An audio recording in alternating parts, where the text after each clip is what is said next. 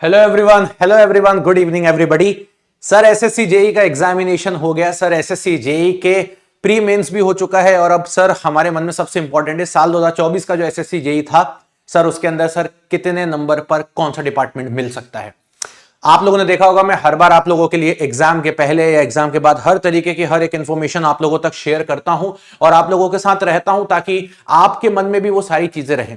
सबसे पहले तो यार ये वीडियो आप देख रहे हो तो डेफिनेटली आप इस वीडियो के अंदर लास्ट तक ये जानोगे कि इस बार आपको कितने नंबर पे कौन सा डिपार्टमेंट मिल सकता है, किस कैटेगरी में कौन सा डिपार्टमेंट मिल सकता है, ये मैं आपको बताऊंगा। आप में से काफी सारे बच्चों के ये मैसेजेस थे, सर आप कब इस टॉपिक के ऊपर वीडियो बनाओगे। तो गाइस मैं आपको बता देता हूं इस टॉपिक के ऊपर वीडियो के लिए क्यों मुझे इतना टाइम लगा। सबसे पहले तो आपको ये बताऊंगा, लास्ट टाइम तो मैंने आपके सामने वीडियो बनाई थी जिसमें मैंने आपको हर डिपार्टमेंट के बारे में बताया था और ये भी बता दिया था कि टॉपर कितने नंबर के आसपास रहने वाला है। लेकिन इस बार थोड़ी सी चीजें बहुत अलग थी। इस बार चीजों को जानने में समय लग गया और बिना जाने सिर्फ एग्जाम दे करके और आपके सामने आकर के कट ऑफ बताना वो मूर्खता वाली बात होती है और कुछ भी नहीं। क्योंकि जब इतने सालों से हम चीजों को देखते आ रहे हैं तो हमें पता है कि बहुत बार क्या देखने को मिला, कब क्या देखने को मिला। अब इस बार क्या देखने को मिला जरा मैं आपको बताता हूं। इलेक्ट्रिकल के पेपर में पहली बार 6 से 7 क्वेश्चंस के अंदर ऑब्जेक्शन देखने को मिले हैं और वो भी जेन्युइन ऑब्जेक्शन देखने को मिले हैं जिनको मैंने ऑब्जेक्ट भी किया है और आप लोगों के सामने आकर के मैंने बताया भी था कि कौन कौन से क्वेश्चन ऐसे हैं जिसपे मैं और पूरी टीम मिलकर ऑब्जेक्शन कर रही है। ऐसा पहले कभी नहीं हुआ। लास्ट टाइम अगर हम बात करें तो सिर्फ एक क्वेश्चन में ऑब्जेक्शन था और उसको भी एसएससी ने सिर्फ मान लिया गया था। मतलब एक सीबीटी 2 के पेपर में एक क्वेश्चन का ऑब्जेक्शन था, उसको मान लिया गया था। तो वहां पे आप ये समझ लो कि सिर्फ 3 नंबर का एक डिफरेंस था और वो 3 नंबर का डिफरेंस भी ना सबको नहीं मिला था क्योंकि बहुत सारे बच्चों ने ऑलरेडी उस क्वेश्चन को सही किया ही हुआ था, पहले से 3 नंबर जोड़ के बैठे हुए थे। बट इस बार की कहानी अलग है। इस बार 7 क्वेश्चन में ऑब्जेक्शंस देखने को मिले हैं जिनमें से कुछ बच्चे ऐसे हैं जिनको 7 के नंबर मिल सकते हैं, यानी कि 21 नंबर के आसपास अवेलेबल है। किसी को 6 के मिल सकते हैं, किसी को 5 के।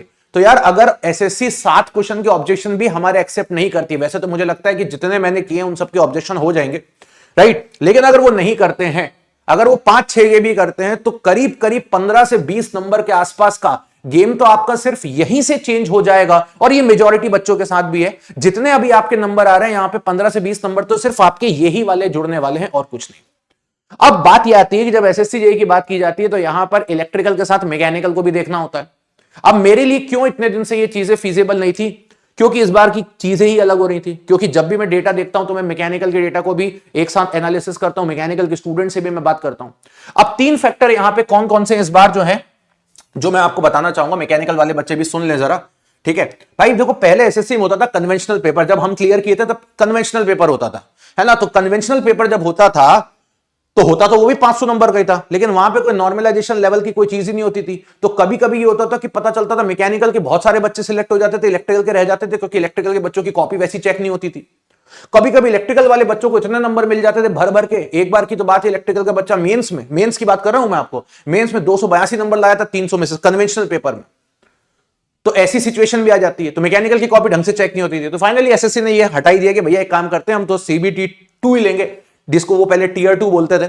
हम तो बोलते हैं भैया वो भी हम क्या लेंगे, ऑब्जेक्टिव लेंगे। तो इससे एक चीज तो क्या मिल गई, सबसे पहले तो आपका सीबीटी 1 में एक नॉर्मलाइजेशन ऑलरेडी हो चुका है, ठीक है। सीबीटी 1 में एक नॉर्मलाइजेशन हो चुका है, इलेक्ट्रिकल के बच्चों को बेनिफिट मिला ही था सीबीटी 1 में। देन बात करता हूं सीबीटी 2 के बारे में। तो सीबीटी 2 का एक अपना इंडिविजुअल नॉर्मलाइजेशन होगा और इसके बाद ये जब दोनों की मेरिट बनती है, यानी कि टोटल मार्क्स की, उसके अकॉर्डिंग एक नॉर्मलाइजेशन देखने को मिलता है। क्योंकि आपका जो सिलेक्शन है वो इसके अकॉर्डिंग होना है, ना कि इन दोनों का।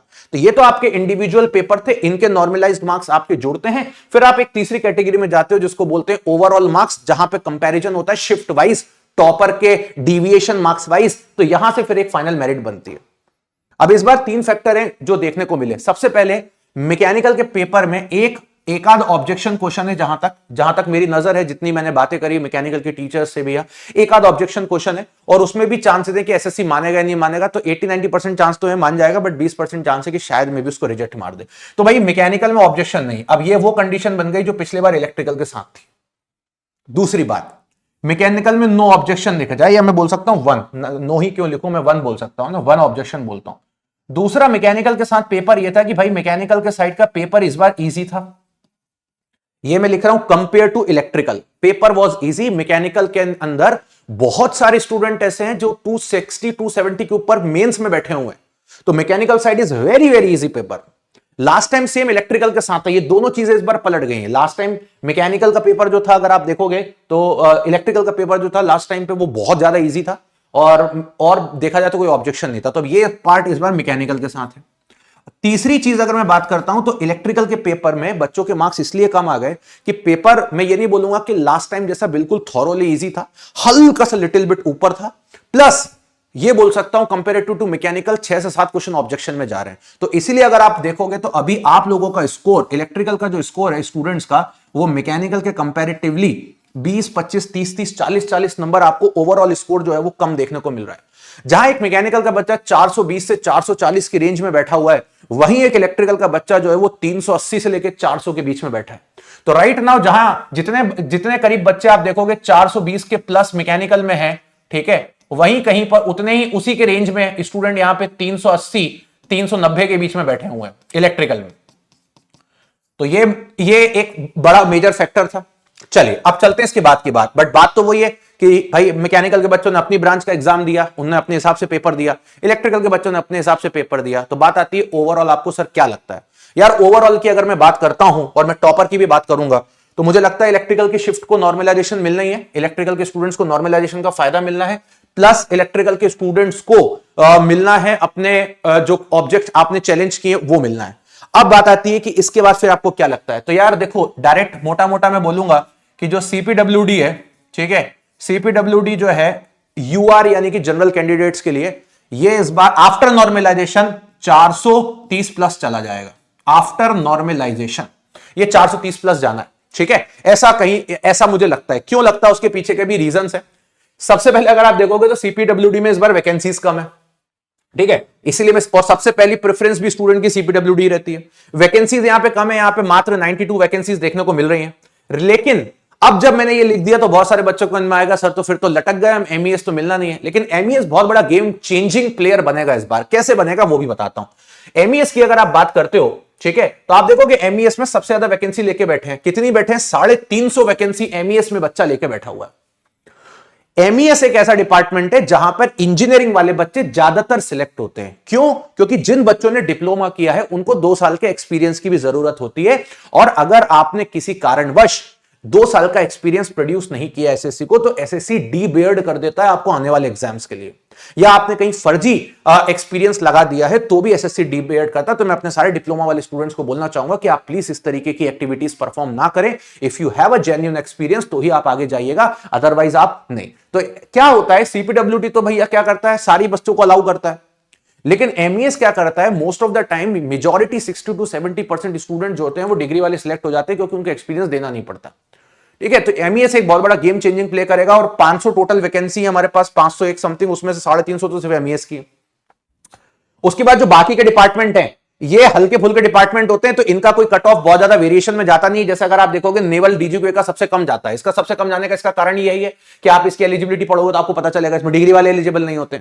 तो कहीं ना कहीं यहां पे इसके कट ऑफ थोड़े से रिड्यूस मारते हैं। लेकिन अब बात कर लेते हैं हमारे मेन काम की, जिसकी आपको बहुत बेसब्री से इंतजार है ना। तो सबसे पहले तो अपन चलते हैं आफ्टर। अच्छा, मैं हमेशा कट ऑफ आफ्टर नॉर्मलाइजेशन बताने की बात करता हूं, कभी कभी मैं बिफोर बताता हूं। लास्ट टाइम मैंने बिफोर बताया था, इस बार मैं आपको आफ्टर बता रहा हूं, क्योंकि बीच का मार्जिन को एग्जैक्ट प्रिडिक्ट कर पाना पॉसिबल नहीं है, तो हवा में कोई भी बात नहीं करेंगे। लेकिन मुझे लगता है कि अगर कोई बच्चा आज की डेट में इलेक्ट्रिकल के अंदर, आज की डेट में अगर कोई भी बच्चा इलेक्ट्रिकल के अंदर, ठीक है, कोई भी बच्चा अगर आज की डेट में इलेक्ट्रिकल के अंदर बैठा हुआ है नंबर लेकर के, कितने, 410 प्लस। अब आप बोलोगे सर ऐसा कोई है? यस, मेरे सामने यहां पे काफी तो नहीं बोलूंगा, कुछ स्टूडेंट्स हैं जिनके 410 प्लस ऊपर है ना। Around 4 to 5 students already contacted to me कि उनका अभी 410 प्लस है, 260 के आसपास उनका मेंस में, ठीक है, और 150 समथिंग, 150 बोलो या 155 या 160 उनका प्रीलिम्स में, ठीक है। तो ऐसे 4 से 5 स्टूडेंट है। तो ये मुझे स्टूडेंट ऐसे लगते हैं कि ये 440 तक जा सकते हैं या 450 का आंकड़े तक भी जा सकते हैं, and they are under that category of toppers की कैटेगरी में ये आ जाएंगे। अच्छे, मतलब अच्छी रैंक रहेगी, सीपीडब्ल्यू में रहेंगे। तो अभी जो बच्चे इस रेंज में हैं, इनका सीपीडब्ल्यूडी कंफर्म है, मुझे ऐसा लगता है इनका सीपीडब्ल्यूडी कंफर्म है, अभी वाले, अभी है ना, कंफर्म। मुझे लगता है कि जो अभी 400 के ऊपर भी है वो भी सीपीडब्ल्यूडी तक जा सकता है, अगर थोड़ा तगड़ा नॉर्मलाइजेशन हुआ तो। बट ये है कि 400 के ऊपर वाले जनरल कैटेगरी में सारे बच्चे राइट नाउ अभी सेफ बैठे हुए हैं। इसके बाद मुझे लगता है कि जो बच्चे 380 से लेकर के 400 के बीच में राइट नाउ अभी बैठे हुए हैं, ठीक है, ये कहीं ना कहीं एमईएस को टच करेंगे जाके, है ना, ये एमईएस को टच कर सकते हैं जो बच्चे मुझे लगता है इस रेंज में अभी बैठे हुए हैं, क्योंकि अभी मार्क्स इंक्रीज होगा, ठीक है, किसी का मान लो 15 बढ़ गया, किसी का 18 बढ़ गया, फिर उसके बाद नॉर्मलाइजेशन का फैक्टर आएगा, तो ये भी बच्चे कहीं ना कहीं मोटा मोटा वही 420 400 तक पहुंच जाएंगे, है ना, तो ये बच्चे कहीं ना कहीं एमईएस का फर्क पड़ेगा। और इस बार सीपीडब्ल्यूडी और एमईएस में थोड़ा डिफरेंस भी ज्यादा रहने वाला है, क्योंकि जिस तरीके से वैकेंसीज एमईएस की है तो वहां पे एक डिफरेंस क्रिएट हो जाएगा, जो लास्ट कैंडिडेट होगा वहां पे, तो ये वाले बच्चे भी अपनी एक होप रखें। बट हाँ, अगर आपके नंबर 370 या मैं बोलूंगा 360 के आसपास हैं, तो सीपीडब्ल्यूडी और एमईएस को अपने दिमाग से निकाल दीजिए। इसके बाद फिर आता है बीआरओ। बीआरओ का कट ऑफ इसलिए कम हो जाता है क्योंकि बीआरओ में गर्ल्स अलाउड नहीं रहती हैं, है ना, तो बीआरओ के लिए मैं बोलूंगा कि थोड़ा सा आप और कम कर लीजिए, मतलब if you are on the boundary 370 to 380, if you are on the boundary you should get BRO. अब ये कट ऑफ मैंने बताया यूआर कैंडिडेट्स के लिए। ओबीसी कैंडिडेट्स के लिए बहुत ज्यादा डिफरेंसेस नहीं आता है, आपको पता ही है, लास्ट टाइम पे भी बहुत ज्यादा डिफरेंस नहीं हुआ था, मुश्किल से सीपीडब्ल्यू में तो ज्यादा आधा नहीं, 2 3 4 नंबर आ गया तो आ गया। एमईएस में थोड़ा 5 नंबर तक डिप मार सकता है, 5-7 नंबर कर लीजिए। ईडब्ल्यूएस में थोड़ा और डिप मारेगा, वहां पे कर लीजिए।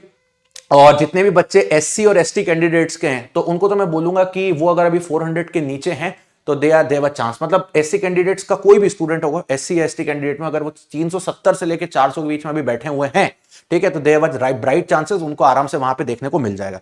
मैकेनिकल के स्टूडेंट्स के स्कोर्स में कुछ ज्यादा चेंजेस देखने को मिलने नहीं है, नॉर्मलाइजेशन भी मुझे नहीं लगता देखने को मिलेगा, और 1 मार्क्स का डिफरेंस आएगा तो उनके मार्क्स कहीं ना कहीं उतने ही रह जाएंगे, ठीक है, तो इसीलिए ये वाला जो मार्जिन है थोड़ा सा ज्यादा जंप मारेगा इलेक्ट्रिकल के साइड पर। अब आती है बात इसके बाद की कि सर हमें कितने नंबर पर अभी सोच लेना चाहिए कि भाई कुछ तो मिल जाएगा, थोड़ी दिल को राहत मिलेगी। फिर बोलूंगा 400 के ऊपर बैठे हो, कंफर्म है कहीं ना कहीं सीपीडब्ल्यूडी मिल जाएगा, हो सकता है कभी गलती से रह गया तो एक आध नंबर से, तो एमईएस तो कंफर्म है if you are a degree candidate. 380 से 400 के बीच में बैठे हो, there are bright chances to go to MES. मैं बताऊंगा ये अच्छा, ये जो डेटा दिया है मैंने, ये बिफोर नॉर्मलाइजेशन है ना, this data is raw marks, नहीं तो आप बोलो सर ऐसा कैसे हो सकता है, this is a raw marks, ठीक है, तो ये आप ध्यान रखिएगा। अभी जिनका ये डेटा है वो लोग थोड़ा सा अच्छे से शांति से रहें, ठीक है, और बीआरओ वाले जितने भी बच्चे हैं वो इस रेंज में रहें। बीआरओ या फरक्का वरक्का हो गया, सभी 1-1 2-2 नंबर आगे पीछे रहेंगे क्योंकि इनकी 1-1 2-2 वैकेंसीज है, तो ये इसके आसपास का डेटा आप अपने पास रखें अभी रॉ में।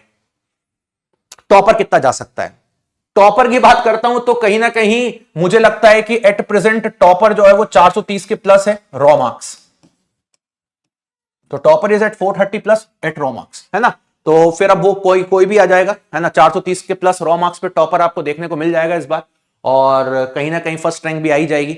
ये मेरा एनालिसिस है, कुछ पर्टिकुलर प्लेटफॉर्म्स होते हैं जहां पे बच्चे अपने मार्क्स सबमिट करते हैं, उनका डेटा लिया, कुछ स्टूडेंट्स हैं जिन्होंने अपने मार्क्स बताए हैं, है ना, जैसे मैंने बताया एक स्टूडेंट है, he got 416, one of got 411, one of got 415, ये सब इलेक्ट्रिकल के रॉ मार्क्स हैं। तो कुछ ऐसे स्टूडेंट्स हैं जिनके जो काफी टाइम से तैयारी कर रहे हैं, कुछ ऐसे स्टूडेंट भी है जो ऑलरेडी बीआरओ में भी काम कर रहे हैं, बट उनके इस बार नंबर जो है कुछ आ रहे हैं, तो उनका ये डाउट है कि सर एमईएस मिलेगा कि नहीं मिलेगा, तो ऐसे कुछ स्टूडेंट भी मैं जानता हूं जो 380 से लेके, जो पिछले बार ऑलरेडी सिलेक्टेड थे, इस बार वो 380 से 390 के बीच में बैठे हैं, तो they are already bright students, they can definitely get MES, तो ऐसा कुछ है मामला। अब बात आती है इसके बाद कि अगर सर ऐसा नहीं हुआ तो मुझे लगता है कि अब इतनी एनालिसिस हो रही है तो कहीं ना कहीं हो जाएगा, बट हां आपसे एक मेरी रिक्वेस्ट है इस वीडियो को देखने के बाद कि आप प्लीज अब ये सोचना बंद करो, क्योंकि जनवरी में आपका मुझे लगता है कि दिसंबर एंडिंग या फिर आपको जनवरी स्टार्टिंग में रिजल्ट वो दे देंगे, इससे ज्यादा लेट नहीं करेंगे, मोटा मोटा जनवरी में तो दे ही देंगे।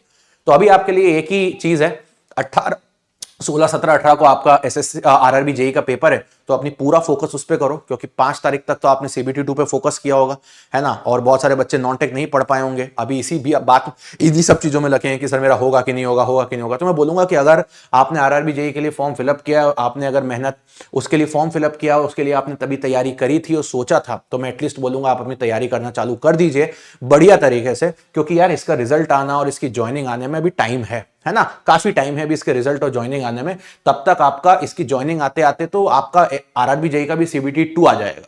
तो किसी कारणवश अगर आप कभी गलती से बीआरओ में रह गए या किसी कारणवश आप 2-4 नंबर से रह गए, है ना, तो कम से कम आपके पास एक दूसरी अपॉर्चुनिटी रहेगी, तो उस अपॉर्चुनिटी को ग्रैब करिए और डायरेक्टली इसके ऊपर सोचते मत बैठिए। हाँ, कुछ ऐसे स्टूडेंट्स हैं जो ऑलरेडी आरआरबी जेई के लिए एलिजिबल नहीं है चश्मे की वजह से, तो वो इस पर रिलाई करेंगे। तो उनको मैं बोलूंगा कि आप अपने स्टेट्स के एग्जाम अगर आ रहे हैं तो उन पे टारगेट करिए। रिसेंटली अभी राजस्थान का एग्जाम आया हुआ है, ठीक है, अभी यूपीपीएससी एए आने के चांसेस है, एमपी पीजीसीएल आने के चांसेस है, तो अभी कुछ ऐसे एग्जाम्स है उनको आप टारगेट करिए। बट हाँ, कंप्लीटली इन सब चीजों के बारे में मत बैठिए, क्योंकि मैं कंटिन्यूसली देखता रहता हूं बच्चे परेशान रहते हैं। तो ये एक मेरा अनुमान है before normalization as a raw marks. तो ये आप अपना लेके चलिए। बस मुझे लगता है कि इसके रेंज के अंदर अंदर फंस जाएगा मामला, ठीक है। और होपफुली मुझे जहां तक लगता है, अगर आप मुझसे ये भी पूछोगे आपको क्या लगता है सर मार्क्स बढ़ने के अलावा इलेक्ट्रिकल के स्टूडेंट्स को कितना नॉर्मलाइजेशन मिलना चाहिए, तो मेरे को लगता है 20 नंबर, कम से कम 20 नंबर मिलने चाहिए, ठीक है। 20 नंबर मतलब 6 क्वेश्चन, जो कि मैकेनिकल साइड से इजीएस्ट पेपर था। तो 20 अगर वो मिलता है और 20 मिलता है तो 40 के आसपास मामला है, तो आराम से चीजें यहां तक फंसेंगी, ठीक है। चलिए, so thank you very much, bye bye, take care and love you.